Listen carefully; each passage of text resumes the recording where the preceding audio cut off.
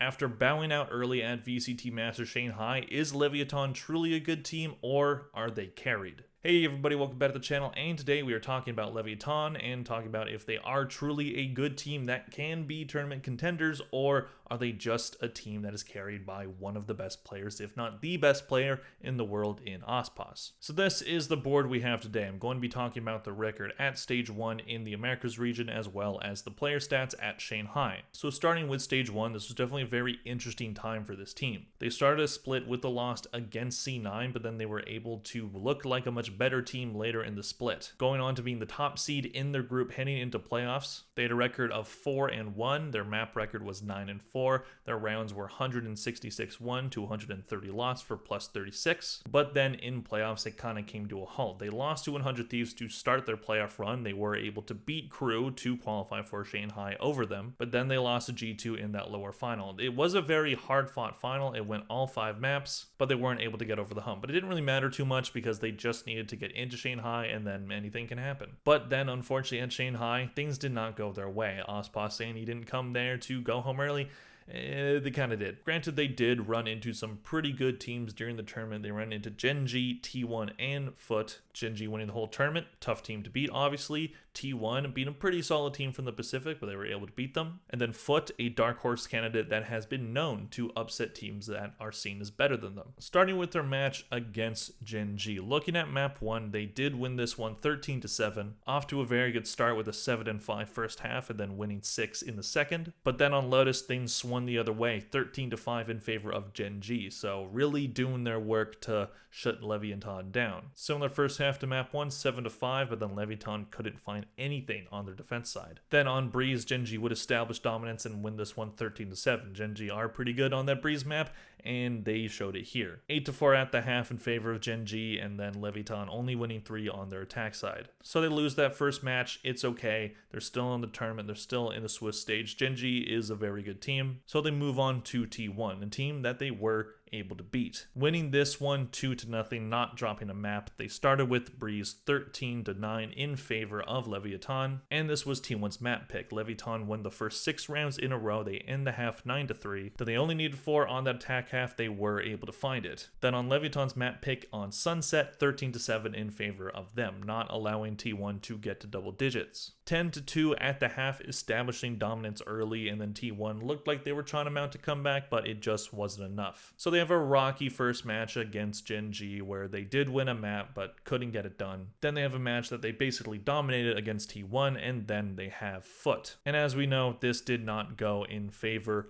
of Leviatan, especially not a good start. 13-1 in favor of Foot Esports on Sunset, which was Leviatan's map pick. Foot winning the first 11 rounds in a row. Leviatan finally getting one at the end of that half, but wasn't enough to mount a comeback. Foot win the last 2 rounds. Then on Lotus, it was a hard-fought battle, but Leviatan would find a way to do it, 13-11. Leviatan would have the lead going into the second half, 7-5, and then they got to match point, and then it took them about 6 rounds to finally close it out. And then bind another hard-fought match, Leviatan having the early edge, winning the pistol and the second round. Foot steals the bonus, but then Leviatan win 4 in a row, but then Foot would find their footing. They win the last 5 rounds of the half. They carry that on into the next half, winning the first 3, and then a bit of a back and forth affair, but Leviatan weren't able to force overtime. Foot take this, and Lev is out. So overall, a pretty up and down performance by them. They were able to make a lot of maps close. They did get blown out on one, so definitely not what you're looking for if you're Leviatan. If you have the players that you have, if you have the talent that you have in Aspas, you're expecting to be the team that is blowing people out, but they weren't able to do that. If Aspas wasn't playing world beater level, then they weren't able to get much done. We're also going to be looking at 2 maps for this team, so their best map win percentage wise and then their worst map win percentage wise. These stats include their maps all the way from kickoff, so this is just their 2024 record on these 2 maps. On Icebox, they have a 6-2 record on it. Attack is 55%, defense is 52. So you probably want both of those halves to be a bit better win percentage wise. You probably want your attack to be in the 60%, but overall you still have a winning record on it. Doesn't seem to matter too much. Then you have a map that, aside from Split, which is now no longer in the map pool, so we're not talking about it, is their worst map. They have a 1-3 record on it with attack win percentage of 48% and defense 51. It is a generally pretty small sample size. They've only played it 4 times so far, but it does show that they have a weakness on that map. And I say this about teams all the time. If you're going to be a tournament contender, you need at least one hopefully 2 maps that you can just dominate on, where you can just be absolute game busters where no one can challenge you on it. And for them, Icebox looks like potentially that map for them, but they still don't have a super dominant record on it. They have won 4 more than they've lost on it, but it still shows that they can lose, and they're not exactly dominant on either sides of the map. So that's definitely something that this team needs to refine. They need to refine this map pool. Their overall map pool isn't bad. They weren't very good on either Split or Breeze, so those 2 maps are out of the pool now. We'll see how they do on Abyss. Decent record on both Lotus and Sunset, but overall not enough for me to put them on the board. It definitely is something that this team needs to work on if they hope to win champs. Now we're going to be talking about these players' individual stats at Shanghai in the 3 matches they played. After they lost, there was a lot of discussion about some of these players, so we'll get to each of them individually. Starting with Aspas, a player that I hope no one is complaining about because none of this team's losses have been his fault the entire year. At Shanghai, he had an ACS of 237.8, a kills per round of 0.85, and a KD ratio of 1.17. He was of course playing Jet and Raze throughout the tournament. So he was still top 5, top 3 even in some stats. He was still just absolutely frying in those 3 matches, but it wasn't enough to get this team over the hump. It wasn't enough to get them past that Swiss stage. And while the rest of the performances on their team weren't terrible, it definitely shows that when it comes to this team's talent, they definitely need more from those other players. Looking at Kane, he did have a decent tournament. He had an ACS of 210.1, a kills per round of 0.75, and a key ratio of 1.05. He played Viper and Omen throughout the tournament, so staying on smokes and performing pretty well on a role that isn't known for getting kills. I don't think Kane has been a problem for them. He is the IGL, and he performs very well individually while being a pretty good IGL, so I don't really have a lot of complaints when it comes to him. I think he's definitely one of the cornerstones of this team. Then we have Tex, who has had a pretty up and down year so far. He did start to look a lot better during the, kind of mid and second half of stage 1, and he didn't perform poorly at Shanghai either. He had an ACS of 219.8, which was second on the team, kills per round of 0.77, and a KD ratio of 1.16. He was playing Killjoy, Gecko, and Cypher. When Leviatan picked up Tex, I didn't think it made a lot of sense. You already just got Aspas, who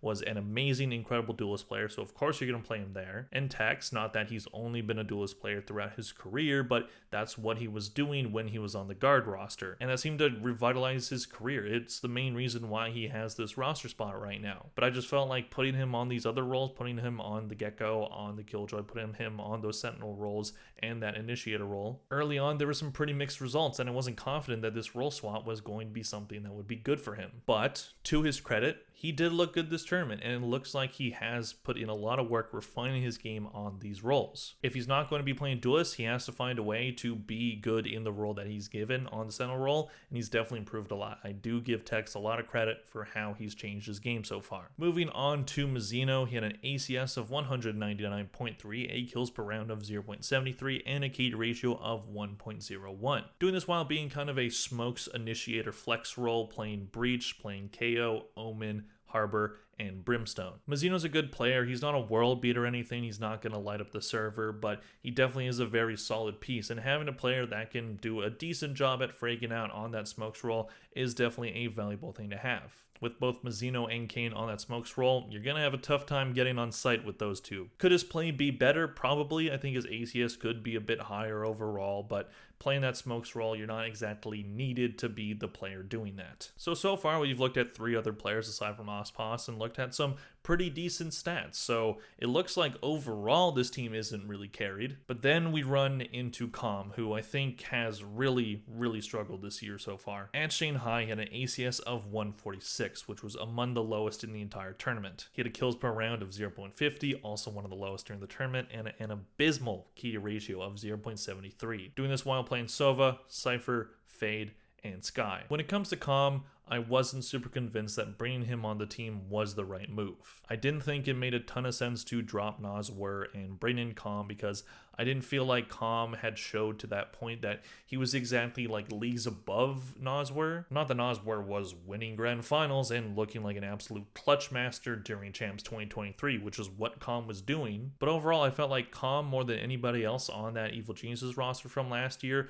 was a product of the team having really good chemistry. That whole team looked insane. lane. They had this amazing synergy with each other. They just had incredible chemistry, and Calm really fed off of that, and he just would get so many clutches during Champs 2023. So many rounds could have gone the other way for Evil Geniuses, but he was able to pick up the slack. But before that performance at Champs 2023, there was a decent argument to say that Calm was the worst player on that Evil Geniuses roster. Not that there was a lot of bad going around on that team and that he was just trash, because he wasn't. He was performing very well, but when you looked at that roster as a whole, if you think of who the weakest link is, it's probably Calm. And now you see him on a team where he doesn't have the same chemistry, he doesn't have the same system, he's in an unfamiliar territory with this team, and it has really affected his play. These numbers, obviously he's not playing the roles that are needed to get a lot of kills, but this needs to be better. Having a KD ratio of 0.73 in any situation is horrible. I do think the Calm experiment for Leviatan hasn't worked out to this point. I do expect him to not be on this roster next year, unless miraculously he has a good stage 2 and then this team makes it to Champs and then he performs like he did at Champs 2023. It's very possible. But overall, I see them making a change. I think they need an initiator player that can work a lot better with the roster construction they've had, and I think it's in Calm's best interest to go back to a North American org. Maybe G2 looks at him in the offseason or something of that nature. I feel bad for the guy.